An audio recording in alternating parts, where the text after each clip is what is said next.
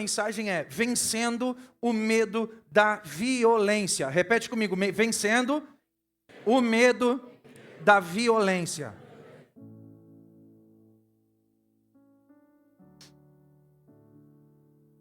Evangelho de São Mateus, capítulo 10, versículo 28, diz assim. Eu vejo alguns irmãos ainda localizando. Evangelho de São Mateus, capítulo 10, versículo 28. Não tenham medo daqueles que matam o corpo, mas não podem matar a alma. Repete comigo, eu não tenho medo daqueles que matam o corpo, mas nada podem fazer com a minha alma. Feche os olhos. Pai, em nome de Jesus Cristo, eu venho te pedir agora que a tua mão esteja sobre nós, que o teu Espírito Santo venha abrir o nosso entendimento, que o teu Espírito Santo, ele venha controlar os nossos passos, nossos projetos, desejos, mas que o nosso coração esteja voltado, derramado completamente no teu altar nesta noite. Te pedimos mais um milagre, te pedimos mais libertação, te pedimos mais presença, te pedimos mais autoridade, mais unção, te pedimos que a tua palavra venha com vida, e essa vida venha transbordar em nós, essa vida venha transbordar em nossa família, em nossa casa, e nós te pedimos todas essas coisas, porque sabemos que tu ouve a nossa oração, em nome do Pai, em nome do Filho e em nome do Espírito Santo de Deus, amém e amém. Você pode sentar. Desculpe, eu estou um pouco resfriado, mas você vai entender. Medo da violência, nós temos falado aqui há ao menos 2 meses a respeito de medos. Talvez você nem sabia, nem tinha ideia de quantos tipos de medo diferentes a gente podia ter. E principalmente você deve ter se identificado com inúmeros tipos de medo dos quais nós falamos aqui. Talvez você não tinha dado o nome, talvez você não tinha enquadrado, talvez você não tinha a ideia exata daquilo que é medo, do que o medo significa, mas principalmente do que o medo pode causar na sua vida. As travas que o medo pode trazer, a dificuldade que o medo traz. Ele pode sabotar projetos na sua vida, ele pode travar decisões na sua vida, o medo ele pode impedir que você realize sonhos que você carrega dentro do coração. O medo, ele em pequena medida, em alguns pontos específicos, como nós falávamos na semana passada, ele tem utilidade de colocar você a salvo. O problema é que a gente acaba acostumando às vezes com o medo, e a gente tira medo de tudo. E a gente coloca medo em tudo. A gente começa a travar, a gente para, a gente encerra, a gente não sonha mais, a gente não planeja mais. Você não dá o passo adiante, você não dá os passos de fé que você precisa dar para ver Deus manifestar na sua vida, por causa do medo. Então, nesse caminhar que nós temos, nesses módulos, nesses dias, nesses passos que nós damos, nós abrimos a nossa vida e o nosso coração, para que Deus possa nos ensinar, não a tirar o medo. Deus não vai tirar o medo da sua vida. Porque se Deus tirar o medo da sua vida, você vai ser um kamikaze, você vai tomar decisões impensadas, você vai se colocar em risco desnecessário, você vai fazer coisas erradas. Deus não vai tirar o medo, mas Ele vai te dar a força de controlar e dominar o seu medo. E o medo que nós estamos falando hoje, que nós vamos trazer hoje aqui, é o medo da violência. E ninguém melhor do que nós para saber o que é viver num país violento. Ainda que a nossa cidade, nosso município, a nossa região, é uma das regiões mais seguras do Brasil. Ela tem comparação a níveis de desenvolvimento e segurança da Europa, de países europeus, a nossa região.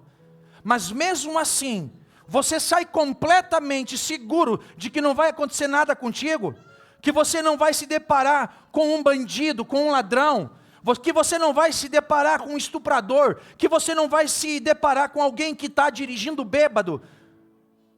Duvido que você consegue sair com segurança completa em casa. Você não consegue estacionar o seu carro e deixar a janela aberta, você não deixa a chave dentro do carro. Você procura lugares bem frequentados, você procura lugares mais movimentados para diminuir o seu risco. Mas nós, em maior ou menor medida, nós carregamos dentro de nós o medo da violência, de que alguém possa cometer violência contra nós. Violência dentro de casa. Violência doméstica. Agressão de mulheres, agressão de filhos.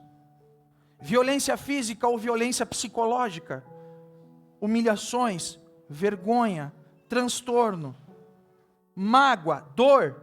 Você pode estar com medo e receio de tantas coisas, você pode estar com medo de tantas situações, você está com medo de sofrer violência, de sentir dor, de sentir a prisão, de sentir o desrespeito, de sentir que alguém passou por cima dos seus valores, alguém passou por cima da justiça, alguém desconsiderou os sentimentos bons, os sentimentos de direito. Tem gente que vive que parece que não existe Deus. As pessoas vivem às vezes parecendo que não tem Deus, e pensando assim e vivendo assim, é que elas cometem atos criminosos, elas cometem atos errados, que magoam a tua alma, magoam o teu espírito, quando não magoam, quando não machucam o teu corpo físico. Já contei para vocês aqui, eu já passei por um assalto na minha vida. Sofri um assalto na minha vida inteira. Não sei se a mãe lembra, mas eu passei um momento traumático, em que 3 bandidos tiveram a capacidade de me parar para roubar a minha água mineral. É sério. Nós estávamos fazendo vestibular em Porto Alegre. Nós fazíamos a prova, eu fazia a prova lá no Bom Jesus. Bom Jesus, né? Que bom só Jesus, porque de resto é complicado. É um bairro bastante complicado. Eu ia de bermuda rasgada, de uma camiseta de pijama, chinelo de dedo, uma caneta, um lápis, uma borracha e o dinheiro para passagem de ida e de volta. E naquele dia minha sogra me deu dinheiro a mais. E eu estava morrendo de sede, porque lá na escola no Bom Jesus, eles chaveavam até o bebedouro. Voltando, chegando quase em casa, estou morrendo de sede. Peguei o dinheiro que sobrou, só tinha dinheiro da passagem de volta, comprei uma água mineral. Quando eu saí da padaria, eu dei um gole. Me pararam, juro por Deus, irmão, pararam em 3, o cara com a mão na blusa assim. Passa água, passa água, passa água. Eu pensei, não, mas peraí, o Silvio Santos está aqui, é uma pegadinha. Tem que ter uma câmera aqui. Não, óbvio que eu não fiz, estou contando feliz agora, né? Mas eu tive medo de morrer. O cara veio me assaltar. E assim, ó, aquilo me deixou completamente injuriado. Poxa, alguém sai de casa disposto a roubar uma garrafa de água. Se essa pessoa é capaz de me parar para roubar minha água, ela poderia muito bem destruir minha casa. Se um cara desse virasse governante, ele roubava os aparelhos do hospital, tudo. Se pudesse, entrava lá, tirava até os respiradores de quem está na UTI. O ser humano, ele é insaciável, seja para as coisas boas, seja para as coisas ruins. Ele começa só com o primeiro passo, ele só precisa dar o primeiro passo, porque depois os passos seguintes, eles vão repetindo tudo aquilo que você decidiu. Por isso que para Deus, em função de Deus, só precisa de um passo e nada mais. Tem um corinho muito antigo que diz um passo e nada mais. Um passo em direção a Deus, um passo em direção à luz, um passo em direção à salvação, um passo em direção à cruz, e você está garantindo a sua vida eterna. Agora, se você resolver caminhar para o outro lado, o primeiro passo vai te levar para o inferno também. Então não é à toa que nós temos medo, não é à toa que nós temos pavor, não é à toa que nós temos dificuldade de sair na vida seguro. Não é à toa que a gente olha para a televisão e quais são as manchetes que mais dão visibilidade? Tudo aquilo de mais podre que o ser humano pode fazer. Os jornalistas, eles ficam procurando a doença mais escabrosa, mais aterrorizante, a morte mais cruel, a morte mais violenta, a morte mais triste, né? E daí vão lá e entrevistam. Nós chegamos ao cúmulo há uns dias atrás de um acidente de carro. A pessoa ficou presa nas ferragens e o repórter estava entrevistando o cara preso nas ferragens. Você está com dor? O cara, ai, você como fala para os telespectadores como é que você fala, o cara está morrendo, cara. O cara está morrendo, mas pelo sensacional. Aí você vai dizer, criminoso desse repórter, filho do demônio, nascido no inferno. Qual o problema estava no repórter ou naqueles milhões de pessoas que estavam assistindo a matéria assim na frente da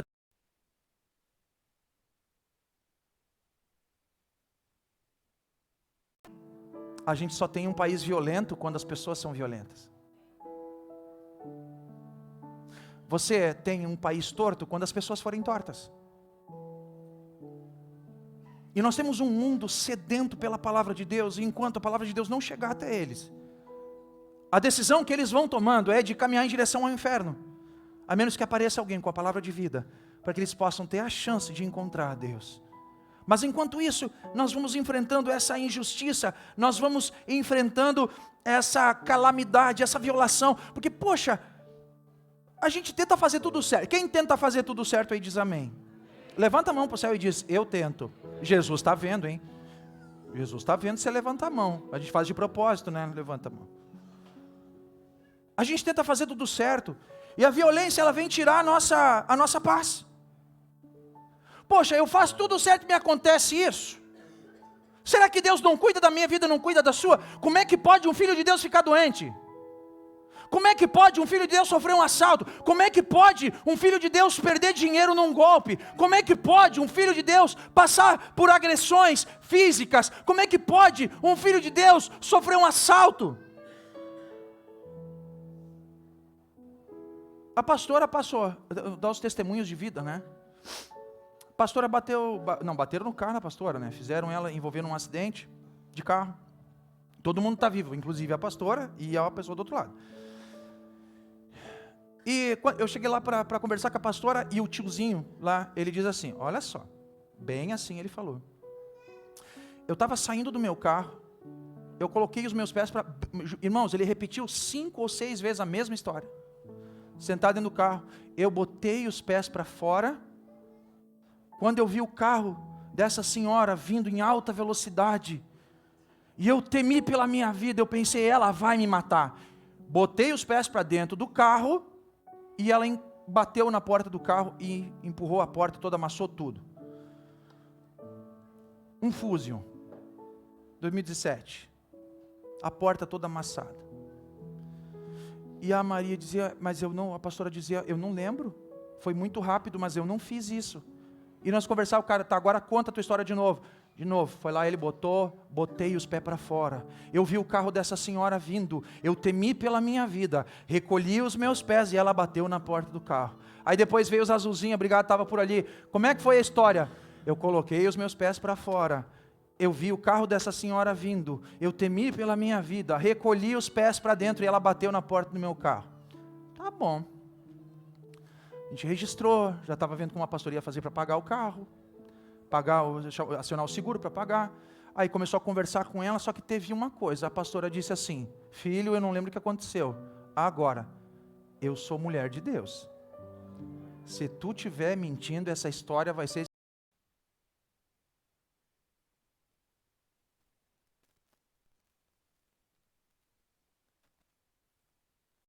Pela graça de Deus, tinha uma câmera de alta resolução que pegou o acidente completo. Eu não vi pé, eu não vi medo de vida, medo de morte, não vi nada. A pastora estava dirigindo perfeitamente, o bocó abriu a porta. Ele só abriu a porta e ela bateu. Ela só bateu porque ele abriu a porta. Por que ele estava criando aquela história toda? Ele estava criando a história toda porque ele queria não acionar o... Ele estava completamente errado, mas ele não queria assumir a responsabilidade e colocou nas costas da pastora. Mas alguém disse aqui há 30 ou 40 anos atrás, eu te aceito como único e suficiente Salvador, eu faço um pacto contigo de ser fiel contigo e tu vais ser fiel comigo. E quando mexeram com a serva do Senhor, lá no céu se levantou Deus e disse, nós vamos botar essa história limpa. Se Deus é capaz de levantar no céu para botar a salvo um filho seu, você acha que a gente precisa ter medo? Você acha que você precisa sentir medo? Você acha que você precisa passar por medo? Perder o seu sono, perder os seus dias, perder a paciência, perder o seu apetite, ou ganhar apetite no meu caso? Se você tem ansiedade, você tem pavor, você tem problemas, você acha que um Deus desse que é capaz de limpar a imagem e a honra do filho seu, não pode colocar sua vida a salvo também? E te pergunto mais uma vez, você diz que você tenta fazer tudo certo, qual é o motivo que te leva a fazer tudo certo? Tem 2 hipóteses, tem 2 chances. As pessoas só são justas e honestas por duas coisas. Primeiro, porque ela tem medo da pena que pode vir, da penalidade que pode vir, ou ela faz porque ela tem dentro de si valores que vêm direto do coração de Deus. Porque se você estiver fazendo as coisas certas pelo motivo errado, logo você está fazendo tudo errado. Se você não tiver, a sua honestidade está baseada na pena que pode vir, logo que tiram a pena, você continua fazendo tudo errado, se não tiver no seu coração. Porque pode o mundo todo estar fazendo tudo errado, se as palavras de Deus estiverem no seu coração, você vai continuar fazendo certo. Eu vou dar 2 exemplos para você. Quem aqui acha que adultério é errado? Trair o esposo, trair a esposa, quem acha que é errado, diz, eu acho. Você sabia que até 2005, adultério dava cadeia? Até 2005, adultério, trair a esposa, o esposo dava cadeia. Ia para cadeia. De 4 meses a 1 ano de cadeia. Aí se a pessoa não traz os valores dentro do coração, no momento em que o governo disse, agora não é mais crime, agora vamos para os adultérios. 2009, um dos piores crimes que existia no Brasil, você não vê aqui no sul, é só do Paraná, ali, é só lá em Goiás, a gente vê Goiás para cima. Até 2009 existia o crime de vadiagem. Sabia que era crime no Brasil ser vadio? O artigo lei dizia assim, é crime entregar-se habitualmente ao ócio, não fazer nada. Aí as pessoas até ali trabalhavam porque tinha medo da lei. Agora nós não conhecemos nenhum vadio por aí. Então se a lei deixa de existir, a pessoa que não tem o valor de Deus dentro do seu coração, ela vai incorrer naquele erro, ela vai fazer, ela vai aprontar, ela vai causar. Agora, se o valor estiver dentro do seu coração, se for a justiça de Deus que está no seu coração, mesmo que o mundo inteiro ande para o outro lado, mesmo que todo mundo esteja traindo, mesmo que todo mundo esteja sendo preguiçoso, mesmo que todo mundo esteja desviando mercadoria, está mentindo na declaração do imposto de renda, mesmo que todo mundo está mentindo, ele, por ser justo, filho de Deus, ele não faz igual ao mundo. O que eu quero te chamar aqui e falar em justiça, eu estou batendo em cima de justiça, porque você se sente doído, porque violaram um direito seu, um direito de você viver em paz, você respeita.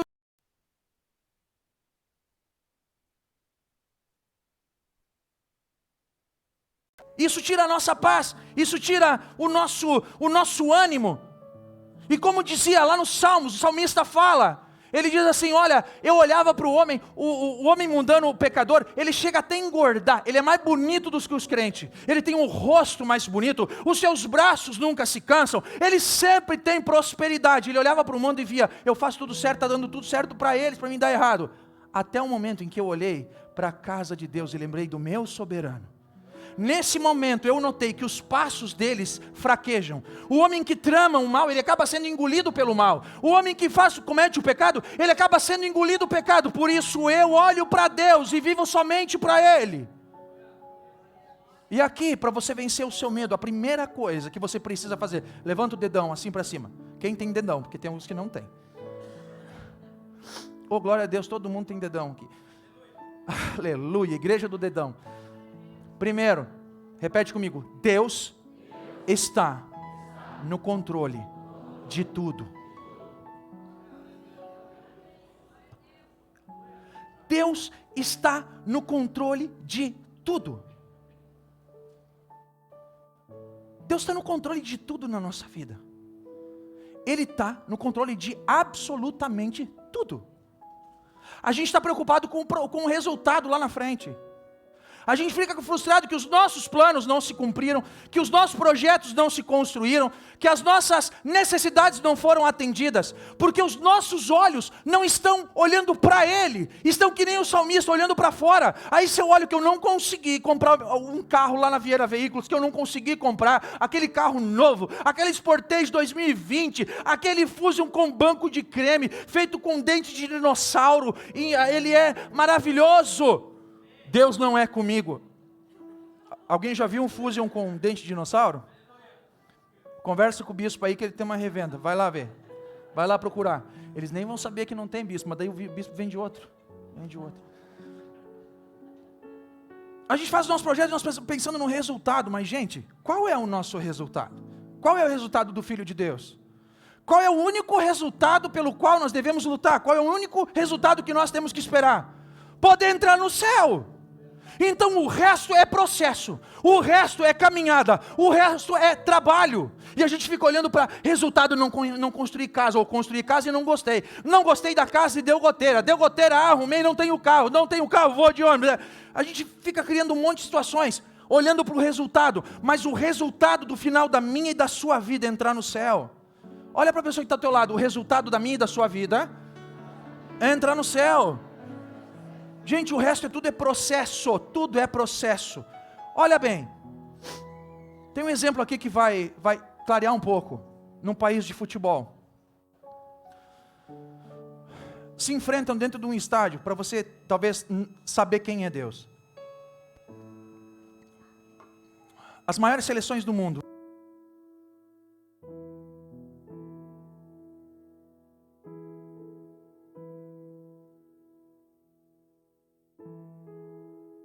Seleções vão se enfrentar, Brasil e França.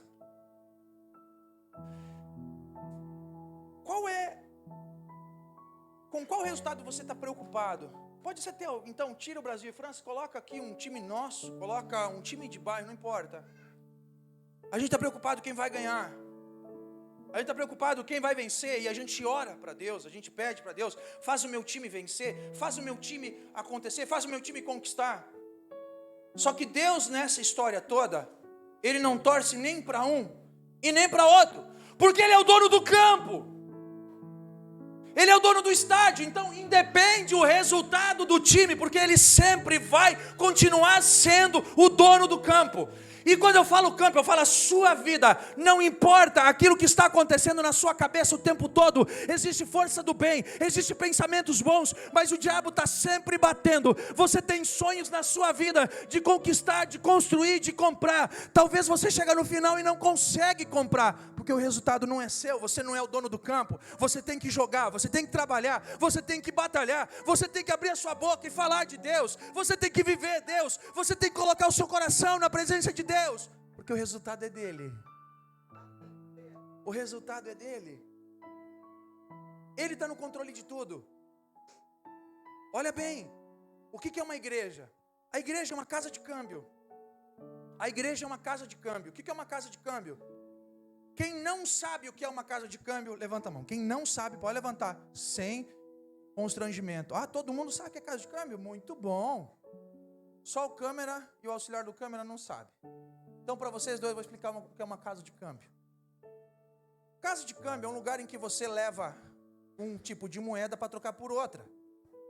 Por exemplo, o Diego e o Gabi vão viajar para Paris, os dois. Uma viagem romântica, não os dois juntos, separados com as suas esposas no futuro em nome de Jesus. Nós não somos uma igreja inclusiva, tá? Aí eles precisam de euro. Aí eles pegam lá 15 mil reais, vão lá na casa de câmbio, entregam os 15 mil reais, e eles ganham, dá um pouco menos do que 5 mil euros, porque a casa de câmbio ainda tira uma rabeira ali, tira uma comissãozinha pela venda do dinheiro. Isso é uma casa de câmbio. Olha bem o que eu falei. Você leva 15 mil reais, deveria ganhar 5 mil euros de volta, mas você ganha só 4.800, porque tem a margem de segurança da casa de câmbio. A igreja também é uma casa de câmbio, uma casa de câmbio de vida. Só que diferente da casa de câmbio do mundo, toda vez que você traz alguma coisa para a casa de Deus, você leva muito mais do que você entregou.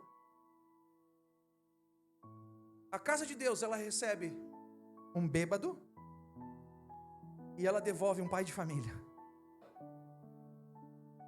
A casa de Deus, ela recebe um drogado e devolve um filho que honra e abençoa os pais. Deus pega, a igreja pega uma prostituta e transforma ela numa pastora. Lembra de Abraão? Precisa sacrificar, precisa sacrificar. O que é sacrificar? Fazer um câmbio com Deus, precisa sacrificar. Porque quando a gente sacrifica, quando a gente entrega, você entra no propósito que Deus tem. Você termina os seus limites. Você lembra da história de Abraão? Quem lembra da história de Abraão diz amém. Abraão, bem velhinho, mais de 100 anos. Deus falou para ele: hoje à noite tu vai pegar a nega velha e ela vai engravidar. A nega velha tinha 92 anos. Imagina a noite da nega velha lá. Os velhinhos, amor. Primeiro tinha que tirar a chapa. Onde é que a gente escora a bengala? Só que olha bem, onde foi a avó? Avó. Ai. Aí nasceu um filho. Nasceu Isaac. E um dia Deus olha para Abraão e diz: Isaac, entrega esse teu filho para mim. Deus estava chamando Abraão para a casa de câmbio do Senhor. Ele estava chamando Abraão para fazer uma troca na casa de câmbio do céu. Só que se você for ler a palavra, você vai ver uma coisa muito interessante. Ele não prometeu um filho para Abraão. Ele prometeu um filho para Sara. Para Abraão, ele prometeu que ele seria pai de multidões. Só que Abraão escutou a parte da Sara, não a dele. E ele tinha o quê? Um filho. E ele criava aquele filho. E ele dava roupa bonita para o filho. E ele dizia: olha como esse filho é bonito, olha como esse filho é maravilhoso, olha que filho bonito, olha, puxou, pai, lindo como pai, forte como pai, maravilhoso como pai, torce para o Grêmio que nem o pai. Ele fala aquela coisa toda. Aí Deus chama: Abraão, vem cá, eu preciso sacrificar o teu filho. Sacrifica o teu filho aqui no meu altar. Só que Abraão estava achando que ele tinha que matar o filho, e não era isso que Deus queria. Ele queria que Abraão sacrificasse o projeto limitado que ele tinha de ter apenas um filho. Ele disse: vem para minha casa de câmbio, tu vai me entregar o teu filho, eu vou te dar o pai de multidões que vai estender a tua fé pelo resto da história.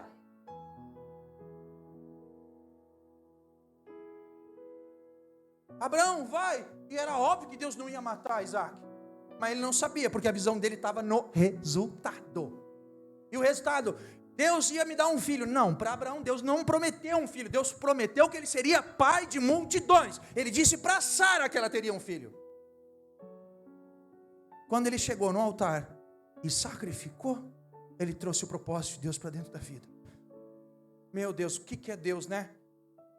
Deus também teve que entrar na casa de câmbio, porque para salvar a humanidade, ele teve que entregar o seu filho.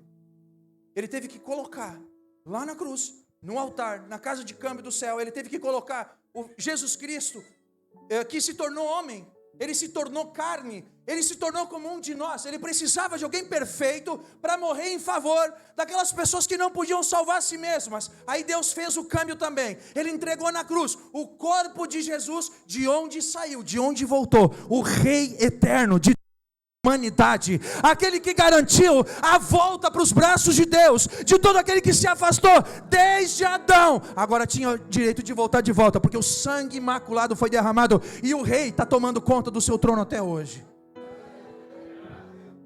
Está entendendo porque eu dizia que quando você chega bêbado na igreja, Deus devolve um marido?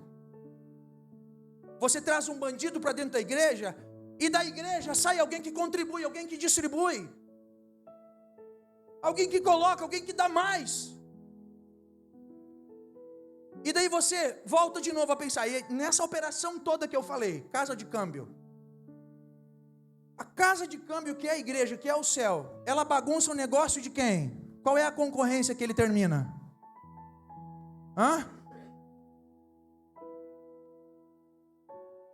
O que Jesus diz que o diabo é? Ele veio fazer o que o diabo? Ele veio roubar, matar e destruir. O problema é que a igreja faz exatamente o contrário. Ao invés de roubar, ela contribui. Ao invés de matar, ela dá vida. E ao invés de destruir, ela constrói. Aí você acha que o diabo vai ficar feliz com o trabalho que faz aqui? Você acha que vai ficar feliz com o seu coração, com cada vez que você diz que você ama Cristo? É óbvio que ele vai querer tirar você do caminho. Por isso ele manda bandido, ele manda assassino, ele manda estuprador, ele manda pessoas que traem, ele manda pessoas que mentem. Você está incomodando a concorrência, e essa concorrência é bom de incomodar. Porque se o diabo está com raiva de ti, é certo que você está fazendo a coisa certa, levando pessoas para Deus, você está indo em direção a Deus, você está fazendo aquilo que a palavra está pedindo. E eu volto a te dizer agora de novo, o medo aqui, o resultado, ele é um pouco irrelevante para os nossos processos. Se você olhar para a história, apóstolo João foi o único discípulo que descansou em paz, que morreu velhinho, que deu os últimos suspiros, segurando a mão da pessoa que ele mais amava. O resto, um morreu enforcado, o outro morreu decapitado, o outro cerrado ao meio, o outro foi queimado, o outro foi crucificado de cabeça para baixo, teve um que foi frito. Aí você diz, como pode Deus fazer isso? Eles não estavam preocupados com isso, porque o objetivo deles estava muito acima do que eles podiam passar. Então uns chegam bem, outros chegam mal, mas todos chegam, porque o projeto está acima, o dono do campo está acima de tudo isso. O dono do campo está bem acima de tudo isso. Deus está muito acima da sua vida, Ele está muito acima dos teus projetos, dos teus medos, das tuas dores. Por isso esse é o primeiro passo, é você saber que Deus está no controle de tudo. Repete comigo, Deus está no controle de tudo. E o segundo e último passo qual é? É você definir no seu coração se você acredita que Deus está no controle de tudo. Porque saber é diferente de acreditar. Apenas ouvir é diferente de você internalizar. Quem já viu um piloto de avião? Diz amém. Na TV. Já viu? Como é que é a direção do avião? Faz isso aqui. Você sabe. Se eu colocasse você sentado no banco do piloto, você conseguiria tirar o avião do chão? Ó o bispo. Tu é piloto, bispo? Não, mas sabe, consegue.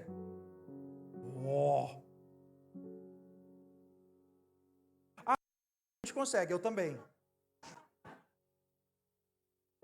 Ô bispo, como é que faz cirurgia cardíaca? Abre o peito, né? Corta.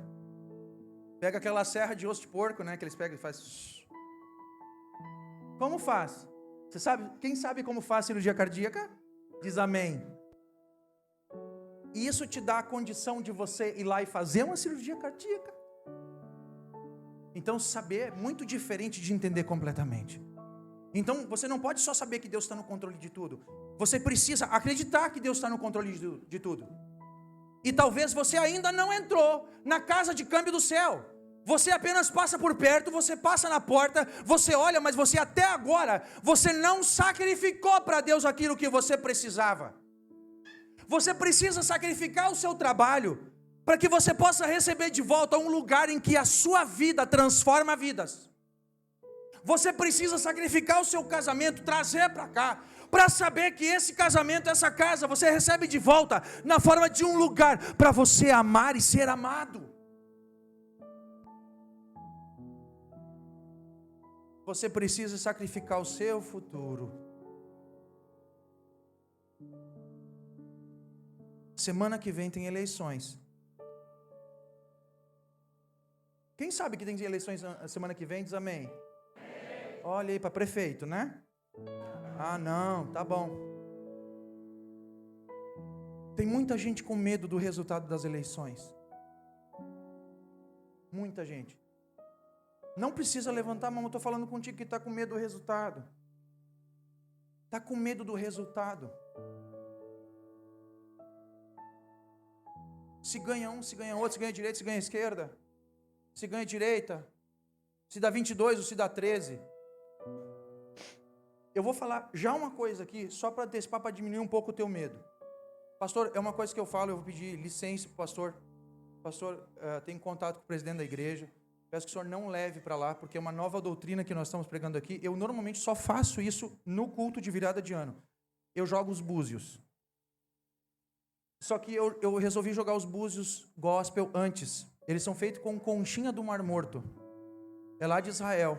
Eu joguei os búzios para falar para você algumas coisas que vão acontecer na segunda-feira.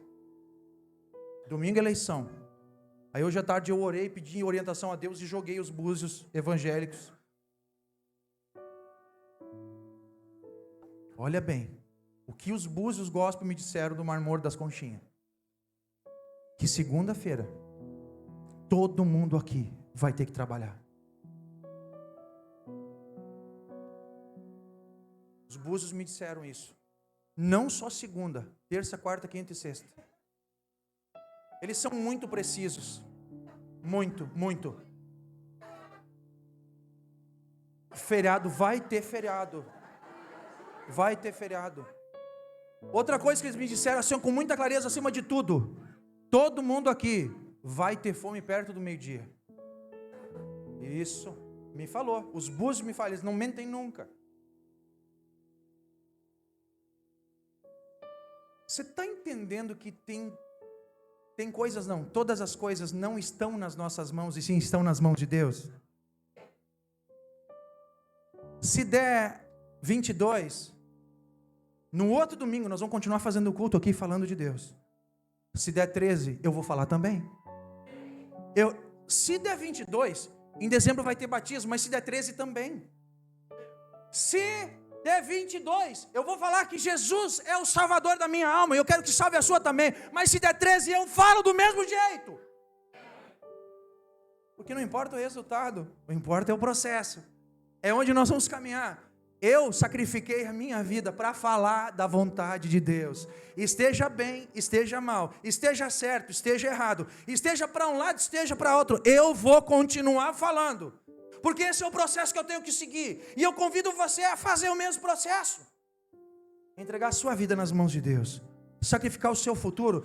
Sacrificar o seu medo. Coloca na presença de Deus. Porque na hora que você coloca na presença de Deus, ninguém pode derrubar você. O máximo que podem fazer é atacar a tua moral, a tua imagem, o teu corpo. Mas a tua alma, eles não botam a mão.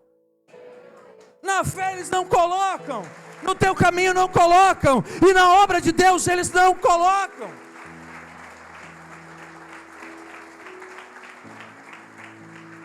E outra, eu não preciso nem de búzio para saber que se o 13 ganhar e resolver derrubar essa igreja inteira, eu faço culto ali no potreiro, ali na frente. Se eles mandarem eu me calar, eu pego os vídeos de tudo que nós filmamos até agora e coloco num alto-falante, estou pregando. E se eu tombar, vai ter mais outras pessoas para falar. Essa palavra nunca morreu.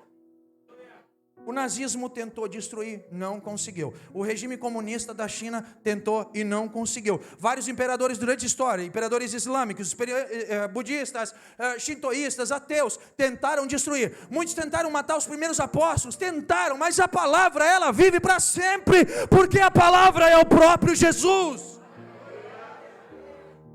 Não importa o resultado, porque nós estamos comprometidos com o processo.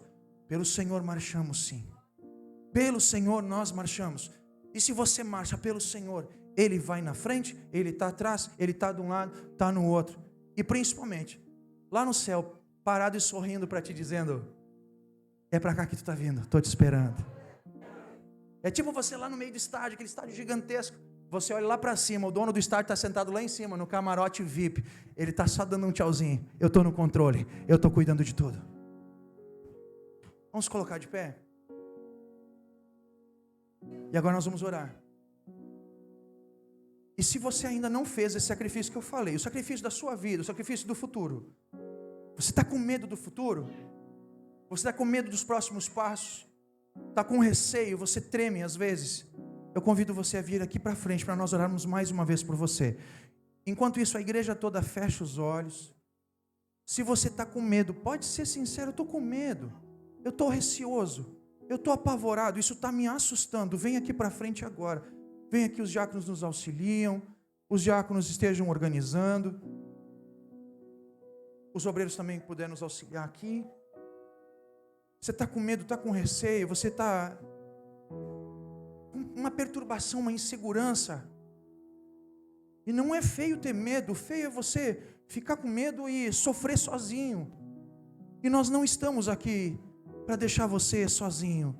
Nós não estamos aqui para deixar você para trás. Nós não estamos aqui para permitir que você chore, que você se apavore, que você perca a fé.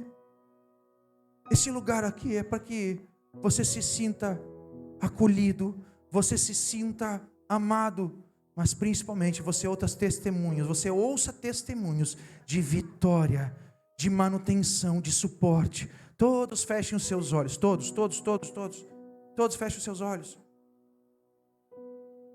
Em nome de Jesus, o amor lança fora todo medo. O amor de Jesus lança fora todo medo. Ele afasta o pavor, Ele afasta a insegurança, Ele afasta o desespero.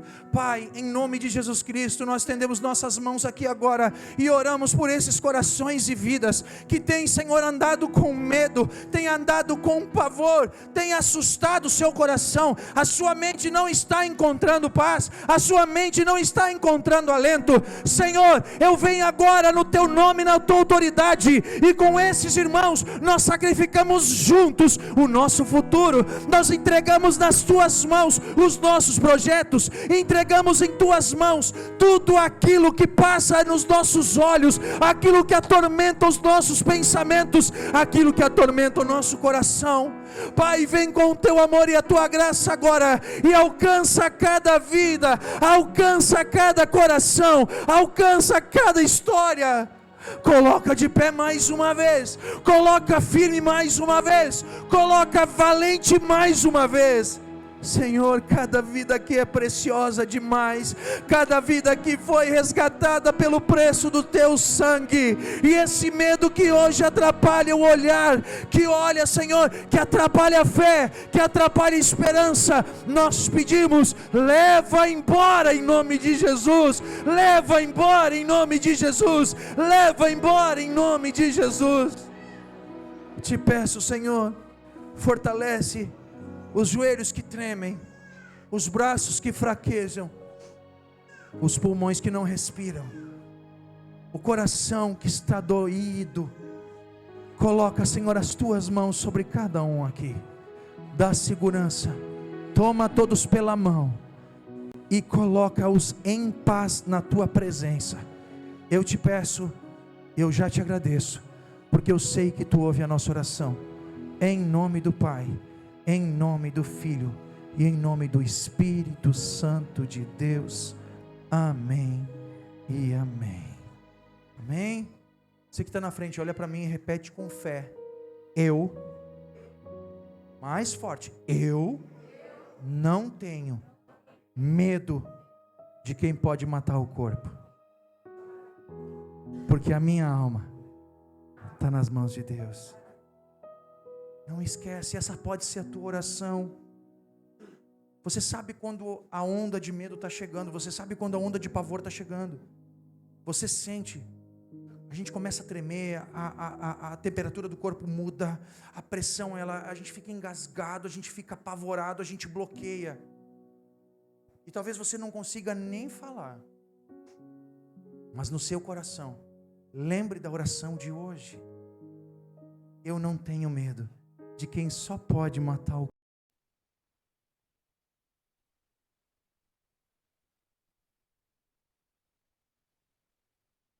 vida. Você faz parte de algo muito grande, algo muito maior que você mesmo, que a sua história.